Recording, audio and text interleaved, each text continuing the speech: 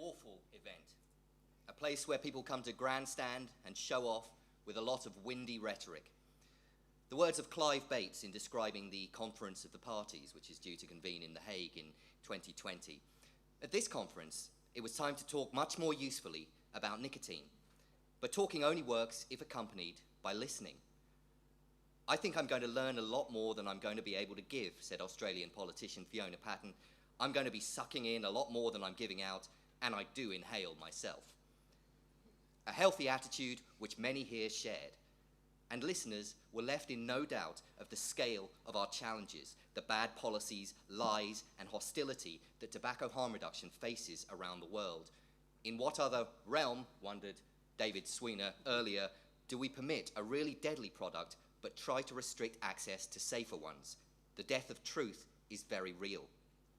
We know, said Jerry Stimson, that it's not arguments about facts and evidence, but it runs much deeper than that.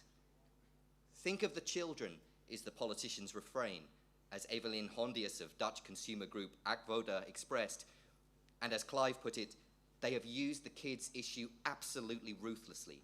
Essentially, where they're heading is to treat harm reduction products exactly the same as combustible tobacco, and I hate to say that they're doing quite well with that agenda.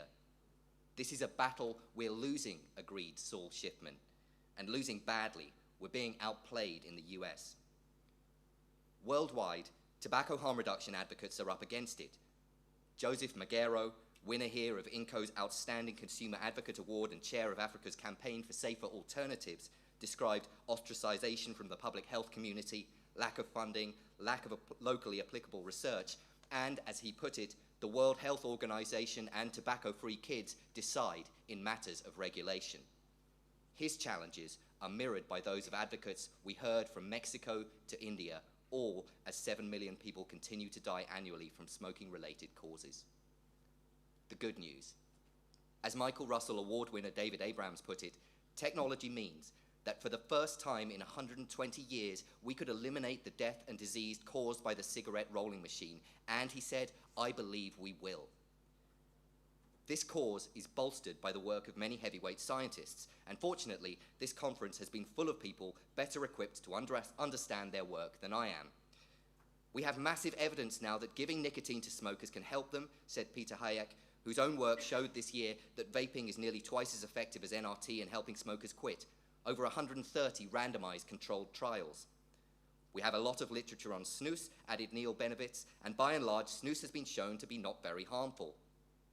At the same time, junk science is escalating, said Ricardo Pelosa, decrying widespread methodological flaws and lack of rigor. So let's get debunking.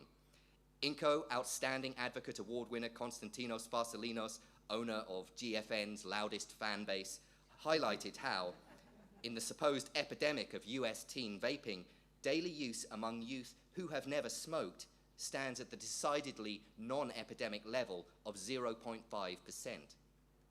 Roberto Sussman battled uncooperative slides, yet still effortlessly deconstructed claims about environmental or secondhand vapor, showing that if we must have a moral panic, it might be more rational to apply it to candles and vacuum cleaners. Despite the junk, Ricardo Pelosa declared, we can make tobacco harm reduction research credible again. Yet, for all the importance of having science and evidence on our side, Indian advocate Samrat Chowdhury reminded us that quite often, research simply validates what consumers already know to be true. And as David Abrams, who also has a little scientific knowledge, declared, it's about the people, the people, the people. We heard here from many who do incredible hands-on tobacco harm reduction work with people from the most marginalized populations, the exact people who will be harmed the most if we fail to drive policy forward. Tobacco harm reduction, said Kevin McGurr, is a social justice issue. Empower people to lead, said Rebecca Ruwiu Collins of her work in her Maori community, which she said has been decimated by smoking harms. The most important group to do research in, said Marewa Glover, is pregnant women who smoke. Sharon Cox, who works with homeless populations, told us, people take part. This group isn't hard to reach. We're just not reaching out. People with serious mental illness don't live long enough to get cancer, said Sarah Pratt. They die of smoking-related heart attack and stroke. And back on the listening theme, she reminded us, it's great to listen to so many smart people here, but what we all need to do more of is to listen to consumers, listen to members of these vulnerable populations.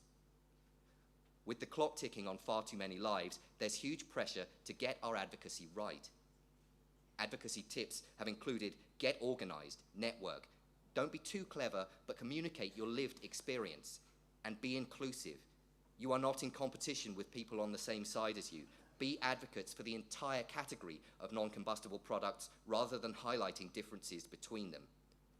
The need to learn from the winning strategies of the wider harm reduction movement in the past is a point that's been made by many. Fiona Patton also stressed, money talks. If you can talk about the health economics of new nicotine delivery systems, particularly for conservatives, it is those messages that can work. When it comes to politicians who refuse to recognize the evidence, suggested David, challenge them, ridicule them, get people to laugh at them is what's necessary.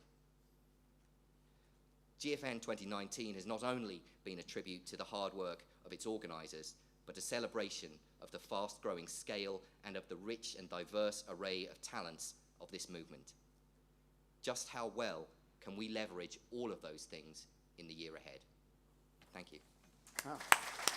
Thank you.